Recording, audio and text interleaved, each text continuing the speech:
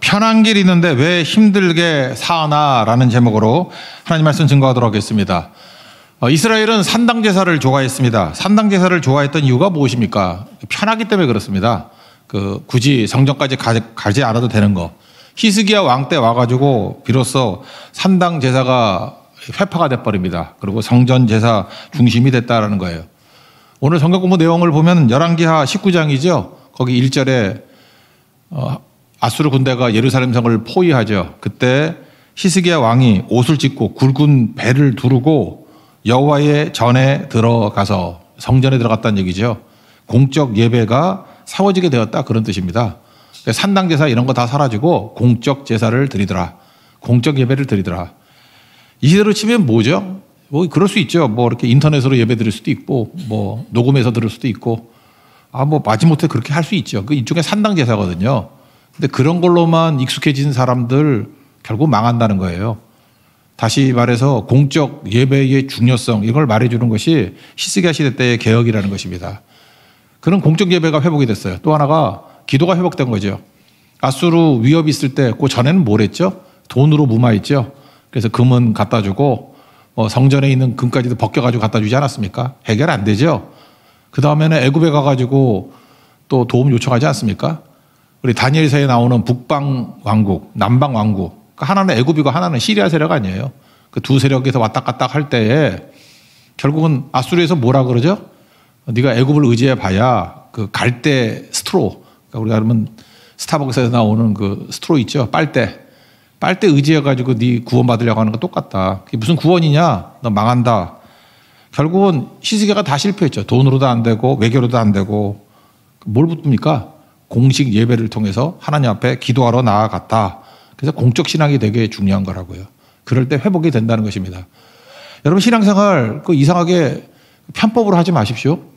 공적 예배가 중요한 거예요. 뭐 집에서 기도하면 된다고 생각 그런 식으로 하지 말고 공적 예배에 나와서 기도하는 거예요. 하나님께서 하나님 백성들 1년에 3차례씩 성전에 올라와서 예배드리라. 그게 공적인 신앙이거든요. 공적 신앙만이 흔들림이 없는 신앙이 될 수 있다라는 것입니다. 오늘 13절을 보니까 주 안에서 죽는 자들은 복이 있다 그랬죠. 이게 요한계시록이 기록된 상황은 핍박 상황 아닙니까? 신앙이라는 것은 요한계시록 기록된 초대교회뿐만 아니라 언제나 종말론과 연결이 되어 있습니다. 어느 시대나 주님 당장 오실 수 있잖아요. 말세의 의식 갖고 살았다는 거예요. 말세의 의식이 뭡니까? 깨어있는 거죠. 그래서 신앙생활이라는 것은 막연하게 대충 덤덤하게 그렇게 하는 거 아니라는 거예요. 긴박감을 가지고 책임감을 가지고 하나님께서 지금 당장이라도 부르시면 주님께서 당장 역사하시면 내가 달려갑니다.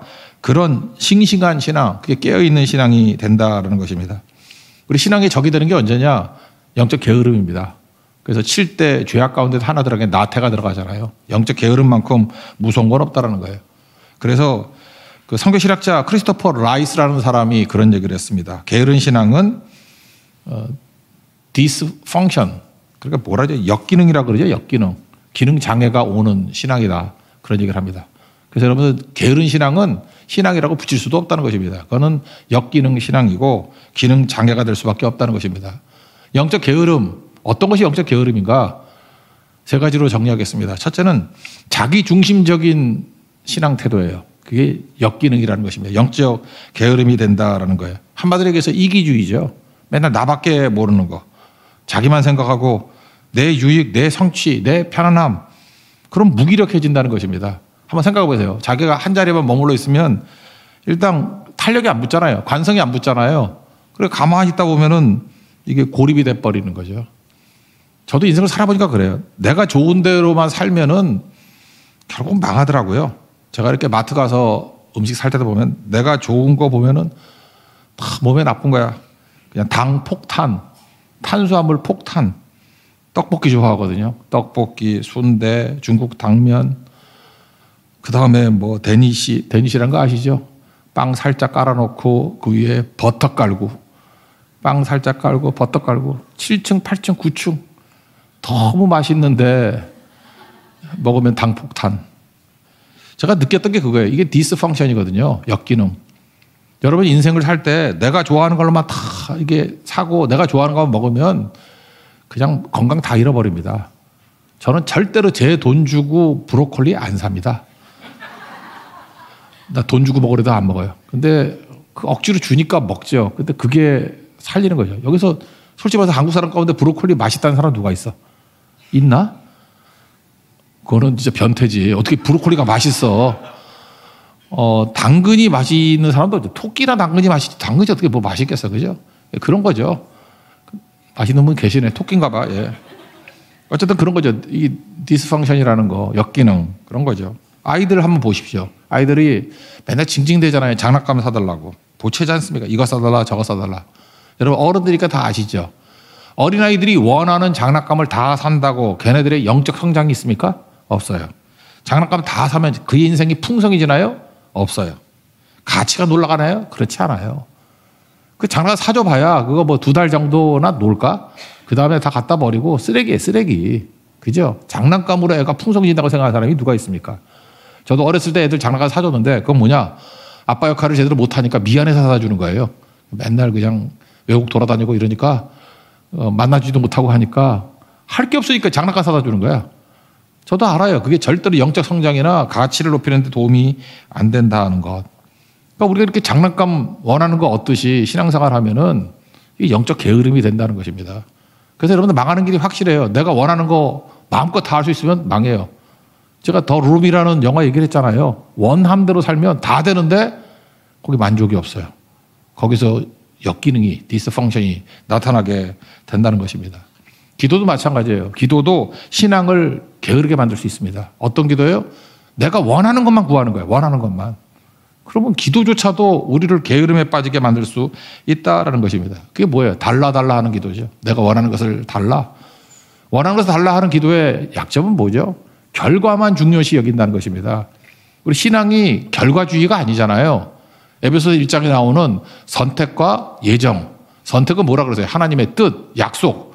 예정이 뭐예요? 과정이라고, 과정. 과정 속에서 하나님이 우리를 빚어가시는 거라고.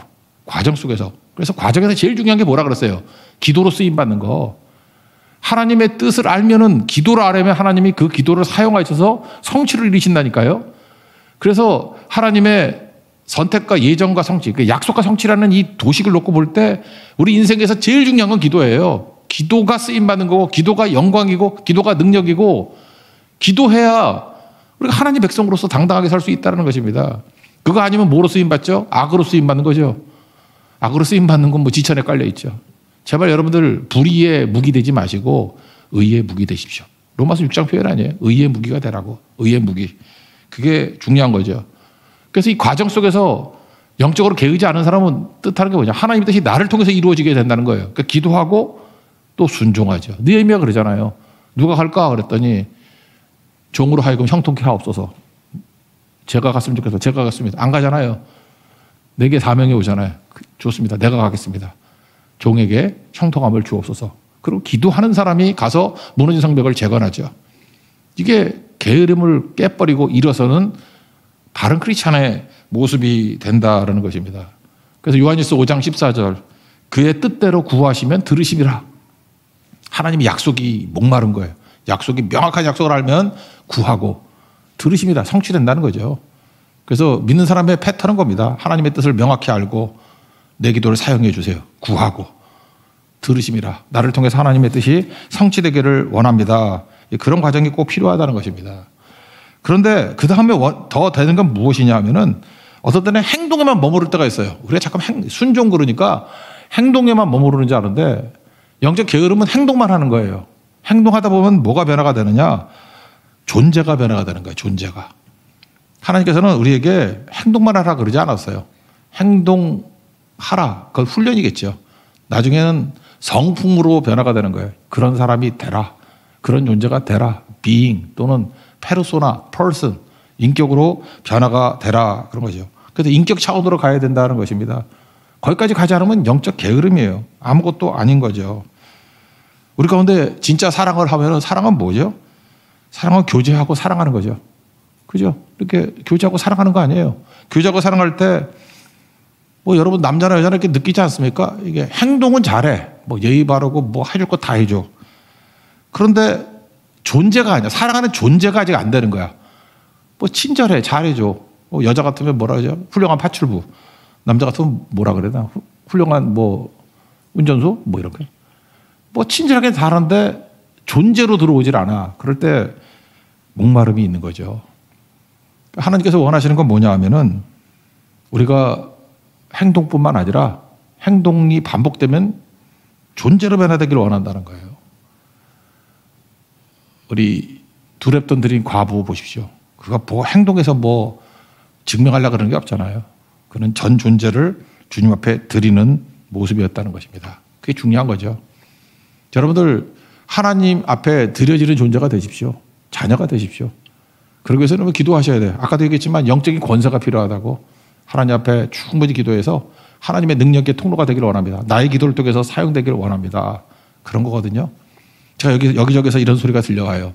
이제 인간관계에서 불편함이 있다라는 거예요. 목사님, 제가 나 무시해요. 뭐 이런 거 있고. 제가 나 왕따 시켜요. 뭐 이런 게 있고. 나를 갖다 자꾸 배제시키려고 그래요. 다 좋아요. 여러분, 그 일일이 가가지고 해결해 준다고 일 되는 거 아니고요. 제가 한마디 권하고 싶어요. 영적인 권세를 가지세요. 영적인 권세가 뭔지 알아요? 그냥 엎드려서 2시간이고 3시간이고 기도하라고. 여러분 얼굴 못 쳐다봐요. 진짜 그렇다고. 여러분이 영빨이 떨어져서 그런 거야. 신앙생활 할 때 영적인 존재가 되면 절대로 함부로 못합니다. 요셉은 종인데도 불구하고 주인이 함부로 못해요. 다니엘은 10대 소년인데도 불구하고 황관장 아리옥이 함부로 못해요. 그러니까 영적인 무게를 갖추라고요. 영적인 권세를 가지라고요. 제가 옛날에 살아계실 때 그 조용기 목사님 했던 얘기 기억나요. 그분 뭐 둘이서 얘기한 건 아니고 한 8명쯤 모여서 얘기할 때인데 그분이 한참 이런 얘기를 하시더라고요. 자기는 설교하기 전에 한참 때 얘기해요. 그러면서 2시간 정도 기도하고 올라간대요. 2시간 동안 막 기도하고 올라갈 때 자기 몸에서 전기가 나오듯이 찌릿찌릿함이 느껴진대. 그게 뭔가 있어. 몸이 찌릿찌릿한데. 그래서 악수를 하면 찌릿하고 넘어지고. 내가 어저께 이 형제하고 악수했는데 찌릿 안 하는가 봐. 웃기만 있어요. 그렇죠? 여러분 그게 무슨 뜻인지 알겠죠? 이렇게 대란 얘기가 아니라 비유적인 얘기인데 우리가 하나님 앞에서 영적인 그런 그 고압전선이 돼야죠. 하나님의 능력과 은혜가 넘쳐나면 예수님이 옷자락에 손만 대도 병이 낫다 그러잖아요. 저는 그 의미가 있다고 생각을 해요. 능력의 통로가 된다 그러면 기도하십시오. 자꾸 여러분들 누가 무시당하고 자꾸만 내가 조롱당하고 한다 그러면 영적인 권세, 예수님은 서기관 같지 않고 권위 있는 자와 같다 그랬잖아요. 그게 바로 뭐예요? 예수님의 권위 기도에서 나온다고. 우리 한 사람 한 사람이 무슨 일을 하든지 간에 영적인 능력으로 일할 수 있는 하나님의 종 되기를 바랍니다. 언제 자기 중심이 깨져버리고 예수로 사는 인생이 되게 될 때 예수님의 능력이 우리 가운데 드러나게 될 것입니다. 그러므로 자기를 사는 사람만큼 영적 게으른 사람은 없습니다. 예수로 사십시오. 내 중심이 깨지고 예수 중심으로 살아갈 수 있는 믿음의 종 되기를 바랍니다. 두 번째 게으름은 뭐냐? 편함을 추구하는 거예요. 편함. 그냥 편하다. 그 칼막스, 공산주의 이론 제공했던 칼막스. 종교는 민중의 아편이다. 난 이건 이렇게 생각해요. 종교가 환각제예요. 현실이 너무 힘드니까 환각제 먹듯이, 신경 안정제 먹듯이. 어떤 사람은 너무 힘들면 맨날 와서 징징대면서 연고받아라고 피나요? 뭐 이런 거예요. 교회가 후시딘이에요? 마데카솔이냐고. 그냥 와서 연고 발라줘요. 그죠? 아니면 맨날 할머니들 와가지고 동전 파스 붙여주세요. 여기가 아파요. 그러니까 칼막스한테 그런 소리나 듣지. 민중의 아편이라고. 아편 주사 받아요. 진통제 아니에요, 진통제. 그거 아니죠. 복음이라는 게 뭡니까? 복음은 예수님이잖아요. 복음 자체는 생명 자체고 삶의 방식이라고. 우리가 복음을 받아들였다는 건 뭐냐면 생명이 들어온 거라고, 우리 가운데. 그래서 어둠의 세력이 물러가고 삶의 방식이 완전히 바뀌는 거라고요. 그래서 현실 회피하는 게 아니라 현실을 돌파해버리고, 무슨 아편이야. 아편은 현실과 부딪혀서 깨버리는 거죠. 그래서 주 안에서 죽는 자들이 복이 있다 그러잖아요. 주 안에서 죽는다. 무슨 뜻이에요? 순교가 많았다는 얘기죠. 당시에는 순교자가 많았고, 그 다음에 공적으로 믿을 때 수고가 그치고 이제 쉬게 된다, 그런 얘기가 뭐예요? 참 예수 믿는 게 힘들었다는 얘기 아니에요? 저는 예수 믿는 게 쉽습니까? 난 예수 믿는 게 참 쉽다. 우리 교회는 평안해 뭐 이러는데 그 제대로 믿는 건가요? 예수 믿는 게 어떻게 쉬워요? 아무든지 나를 따라오려거든 자기를 부인하고 자기 십자가를 지고 나를 쫓으라 그랬는데 예수 믿는 게 어떻게 쉬워요? 쉽지 않습니다. 이건 영적 싸움이고 감당할 무게가 있는 거예요. 예수 믿는 거는 무게를 감당하는 거예요. 사명을 감당하는 거라는 것입니다. 핍박이 있고 고난이 있고 순교가 있고 그런 게 있는 거라고요. 우리는 묵인실 속에 있는 게 아니라는 것입니다. 싸워야 되는 거예요. 싸워야. 복음은 생명이라고 그랬잖아요. 이 물결이 흘러갈 때 그죠? 이게 거슬러 올라가는 그 능력이 있어야죠. 그죠? 그게 바로 뭐예요? 편함을 추구하는 게 아니라고. 우리에겐 싸움이 있다는 거. 하루의 은혜 거기 보십시오. 우리에게 감당할 무게가 있는 거죠. 삶의 무게가 있는 거죠. 이길 수 있는 무게. 그런 게 있다라는 것입니다. 그래서 여러분 편함을 추구하는 것은 산당제사하고 똑같다 그랬죠. 예수 믿는 건 뭐냐? 취미생활 아닙니다. 신명기 6장 5절 보니까 너는 마음을 다하고 뜻을 다하고 힘을 다하고 내 하나님 여호와를 사랑하라. 다하고 with all your heart. all의 all, 마음을 다하고 all your heart, all your soul, 뜻을 다하고 all your strength, 힘을 다하고 all의 all.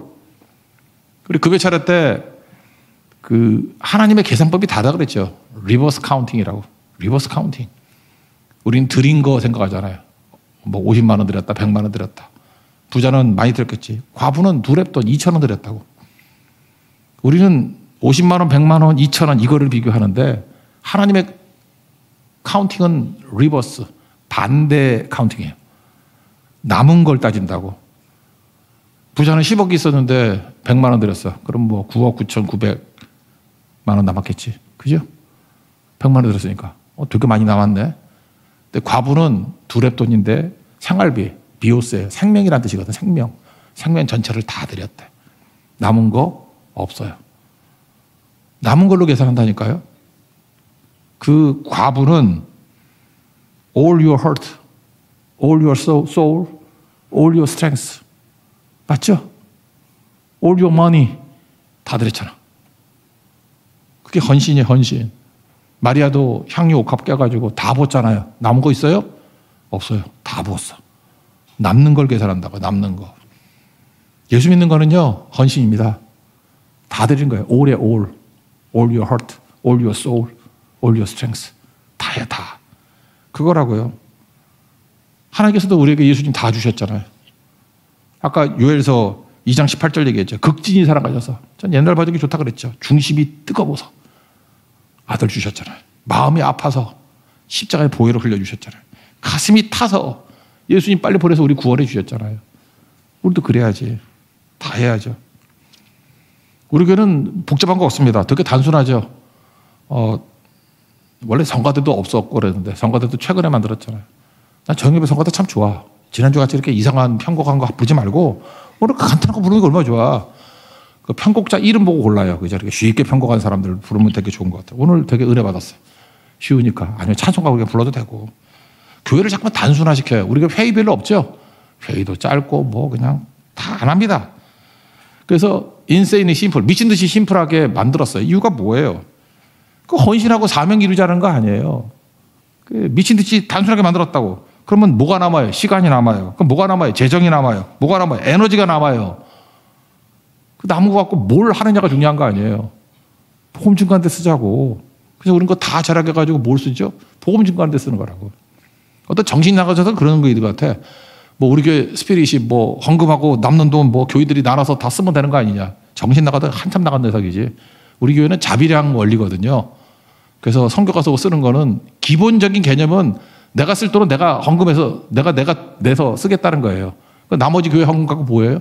그거 선교하자고, 헌금하자고, 교회 세워주고 나누자고요. 그런 스피릿이 아니면요. 생각해보세요. 교회 헌금 안 받으니까 뭐 옛날 같으면 뭐 그래요. 교회 뭐 엘리베이터 만들자, 에스컬레이터 만들자, 평지 에스컬레이터 만들자, 뭐 우리 편하게 애들 뭐 놀이기구 만들어주자, 뭐 해주자. 그게 뭐예요? 단순하게 만들어서 나 먹고 살자고? 그게 무슨 사명이에요? 그걸 뭐라 그래요? 영적 게으름이라고 한다고. 게으른 신앙입니다. 아무것도 못하는 삶이죠. 우리 제자잖아요. 제자는 힘든 겁니다. 제자는 아픈 거예요. 제자는 괴로운 거라고. 그래서 그 길 걸어가는 게 제자의 삶이라는 것입니다. 여러분, 게으름에서 벗어나기 위해서 필요한 거는 영적 부담감을 가져야 되고 거룩한 불편함이 있어야 된다는 것입니다. 그리고 세 번째, 영적 게으름에서 벗어나는 길은 뭐냐? 시스템에 저항하는 거예요. 여러분 세상에 시스템이 있다는 거 아십니까? 막스 베버의 고전적인 책 있죠. 프로테스탄트 윤리와 자본주의 정신. 그죠? 이게 기본적인 책인데 여러분 이 자본주의 안에 살아가고 있다는 건 무슨 뜻이냐면 자본주의에는 나름대로 규칙이 있어요. 그래서 자본주의 세계에 살아갈 때는 그 규칙을 지켜야 된다고. 자본주의 규칙이 뭡니까? 막스 베버 책을 보면은 이익의 극대화예요. 그래서 여러분들 자본주의 속에 살아가잖아. 그러면 어딜 가나 다 이걸 강요해. 기업 가면 회사 가면 이익의 극대화. 근데 이게 신앙과 영적 분별력에 충돌이 안 일어나나요? 이익만 극대화하면 다 되는 거예요? 그게 아니잖아요. 그래서 우리 크리스찬들은 일터에 가서도 고민합니다. 쉽지가 않아요. 나는 일터에 가도 평안하고 교회 가도 평안하고 집에 가도 평안하고 그럼 걔도 옷 갈아입는 거라고. 회사 가면 회사 원리대로 살고 교회 오면 교회 원리대로 살고 집에 가면 집에 원리대로 살고. 그게 게으름이에요. 게으름. 세상 속에 사는데 우리 크리스찬이 어떻게 이방인으로 사는데 편안할 수 있냐고. 저항해야죠. 어게인스트. 우린 프로테스탄트 아니에요. 뭐가 좀 달라야지.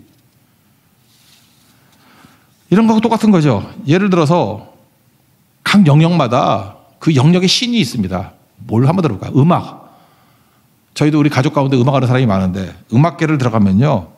그 음악 영역의 신이 있어. 그래서 음악의 그 규칙을 따라야 돼.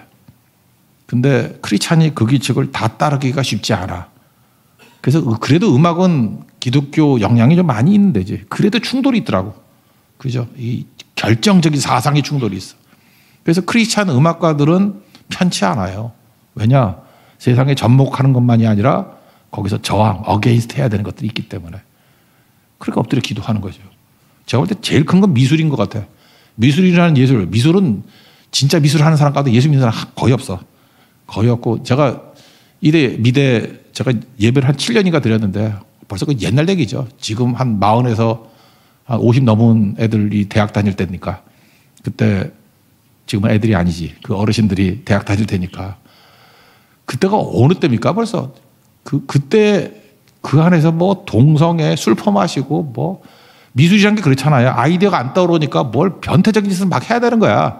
그러지 않으면 뭐 새로운 게 나오질 않아요. 그래서 뭐 별 미친 짓 다 해. 뭐 행위 예술이라고 해서 막 옷찢어 입고 뭐 별짓 더 설명 안 할게요. 그런 애들한테 복음을 증거하려고 하다 보니까 크리스찬들이 못 견디는 거야. 이거 내가 이 예술의 미술의 세계와 신앙의 세계가 양립될 수 없습니다. 제가 그랬죠. 그 속에서 편치 않을 때 거기서 복음 가지고 미술계에 굳게 서라고. 몇몇 사람들 거기서 싸우고 투쟁하고 그러는 게 있더라고요. 우리 지난번 특세부터 시작해서 다니엘에서 살폈죠. 여러분 다니엘과 다니엘의 세 친구의 결정적인 차이점이 뭐라고 생각하십니까? 둘 다 뭐 믿음대로 잘 살았죠. 근데 전 다니엘이 세 친구가 차별화됐다고 생각해요. 다니엘은 바벨론식 이름을 지었어요. 벨드사살이라고. 그죠? 벨이 나의 보호자다 뭐 그런 뜻인데. 근데 다니엘은 끝까지 다니엘로 살았다고. 이거 무서운 얘기 아니에요? 다니엘은 뭐예요? 하나님이 나의 재판관이다 그런 뜻이거든. 다니엘로 살았다고. 죽을 때까지. 벨드사살이라고 안 하고 다니엘을 벨드사살 이름 지었다 그러면서도 계속 다니엘. 파사, 페르시아 제국에도 다니엘로 살았다고. 싸웠단 얘기예요. 싸울 수 있었던 이유가 뭐죠? 기도하는 사람이었기 때문에. 기도하잖아요. 그래서 바벨론 때도 다니엘로 살고 페르시아 때도 다니엘로 살고 왕이 바뀌어도 다니엘로 살고. 그러니까 공격이 많지. 제 친구들 물론 저는 단회적인 거일 가능성이 크다고 생각해요. 뭐 풀무불에 들어가긴 들어갔지만 여러분들 기억나는 게 뭐로 기억납니까? 사드락과 메삭과 아벳느고 아니에요? 그들이 이게 바벨론 이름인 거 아시죠? 원래 이름이 뭐예요? 하나냐, 미사엘, 아사랴. 이거 기억 안 나잖아. 한 번 나오고 안 나와 그 다음에. 무슨 얘기예요? 믿음으로 살았지만 그런 세상 속에 들어갈 때는 그들의 원리 속에 살아. 그 다음에 스토리가 안 나오는 거라고. 다니엘은 기도로 저항했으니까 계속 나오는 거고 하나님께서 더 큰 환상과 비전도 주시고 역사의 지평도 다 보여주시고 그걸 놓고 또 기도하니까 다니엘은 선지자인 거예요. 다니엘이 직장에 있는 선지자인 거 아시죠? 선지자. 다니엘 선지서잖아. 여러분 선지자 되셔야 됩니다. 말씀 들고 직장 속에 들어가는 선지자 되셔야 된다는 거예요. 세상에 가면은 두 가지 음악이 흘러나옵니다. 세상의 음악이 흘러나오고 또 하나는 하나님의 곡조가 흘러나와요. 그때 여러분들은 하나님의 곡조에 춤을 추셔야 돼요. 그 리듬에 맞춰 춤을 춰야 돼요. 그럼 하나님 백성이에요. 근데 세상의 곡조가 흘러나올 때 똑같이 그 곡조에 흘러간다 그러면 세속화된 존재가 될 수밖에 없다는 것입니다. 까놓고 얘기해서 예수 믿는 거 쉽지 않습니다. 누가 쉽대요? 예수 믿는 것 자체가 프로테스탄트에 저항하는 거예요. 한시도 쉽지 않습니다. 그래서 기도하는 거예요. 하늘의 능력이 임하지 않으면 우리 못 버팁니다. 마귀의 계속적인 공격이 있어요. 우리 그냥 가만히 몇 순간만 손 놔도 그냥 휩쓸려 가는 게 인생이에요. 신앙인은 그렇게 살 수 없어요. 다니엘같이 살아야 됩니다. 친구들 믿으면 좋지만 우리는 사드락과 메삭과 아벳노고로 살 수 없어요. 우리는 뭐로 살아야 돼요? 하나냐와 미사엘과 아사랴로 살아야 된다고. 그리스도인으로 살아야 된다고. 세상 속에 크리스찬으로 살아야 된다고요. 이게 만만한 일이 아니죠. 조금 전에 우리 찬양했죠. 싱어게인 3에 나왔던 홍기삭이에요. 58번 가수로 나오는데 그 어떤 일반 방송인 것 같아. 일반 방송에서 인터뷰하는 거예요. 그러니까 일반 방송에서 음악회 나온 것 같아요. 그랬더니 뭐 거기서 소개를 하라 그러니까 이 홍이삭 씨가 내가 볼 때 참 훌륭한 것 같아요. 그냥 담담하게 얘기를 해요. 다니엘로 살더라고. 다니엘로. 이름도 이삭이잖아. 홍이삭. 그러니까 자기 이름으로 살아. 저는 모태신앙이고요. 그래서 이름도 홍이삭이고요. 부모님이 선교사세요. 우간다 선교사입니다. 그걸 설명하더라고요. 난 유치원 때 중고등학교 다 크리스찬으로 살았고 크리스찬 학교 다녔고 그렇습니다. 그래서 신앙을 제외하고는 제 인생을 설명할 수 없어요. 그러면서 제가 만든 노래가 있는데요. 찬송가 478장 참 아름다워라. 근데 이거 야외 예배 드릴 때만 부르는 찬송이었거든요. 근데 내가 세상에 나와서 보니까 주님의 세계는 솔로몬의 옷보다 더 고운 백합화만 쳐다보는 게 아니고 나는 들판에서 농사 짓지 않으니까 일터로 나갔다는 거야. 일터로. 그랬더니 만만치 않더라는 거예요. 그래서 가사 그대로 읽을게요. 참 아름다운 곳이라 주님의 세계는. 그게 어디냐? 세상에 일터예요. 정말로 나갔고 솔직할 수 있는 곳. 그래 바벨론이라는 거예요. 바벨론. 조금이라도 내 의라 말할 수 없는 이곳. 불편하죠. 이곳은 바로 주님의 세계라. 세상은 항상 말하기를 그 길이 아니라고. 곱디 고운 길이 있는데 너 정도면은 이렇게 쉽게 나갈 수 있는 길인데 왜 힘들게 사냐고. 단순한 선택조차 대개는 버겁기만 한 곳. 그렇지만 나는 주님만 따르리. 왜 이곳이 하나님의 세계이기 때문에. 이게 다니엘의 신앙생활 아니에요? 참 아름다워라고 찬송가사 나오고 마지막 고백이죠.